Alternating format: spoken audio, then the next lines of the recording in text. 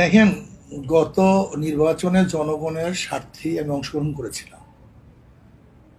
এমনকি সাংবাদিকের বিশেষ এক মহল আমাকে বলেছে নির্বাচন করার জন্য।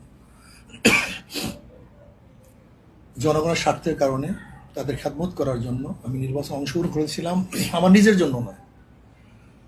সেই নির্বাচনে এদেশের মাটি পর্যন্ত জানতো হাত পাকা বিজয় অর্জন করবে। কোন নির্বাচনে? মেয়র নির্বাচনে, গত 23 সনের মেয়র নির্বাচনে এদেশের মাটি গাছ পর্যন্ত জানতো হাত পাকা নির্বাচিত হবে। কিন্তু আমরা কি দেখলাম? তৎকালীন ফ্যাসিস্ট সরকার পেশি শক্তি ব্যবহার করে, প্রশাসনকে ব্যবহার করে, এমনকি আমাকে অ্যাসাল্ট করে তারা নির্বাচনের পুরো রেজাল্টকে ঘুরিয়ে দিয়েছে। তৎকালীন সময় আমার নির্বাচন ট্রাইব্যুনাল কেস করার কথা ছিল, কিন্তু জালেম শাহীর কোনো বিচারালয় ন্যায্য বিচার পাবো না বিধে আমি নির্বাচনের জুলুম অত্যাচারের শিকার হওয়ার পরও আমি কেস করিনি।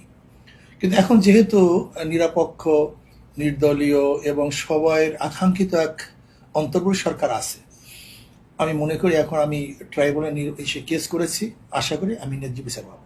12 বছরের রিপ্লেসমেন্ট গ্যারান্টি নিয়ে তানভীর মেটালি প্রথম বাংলাদেশে। যেমন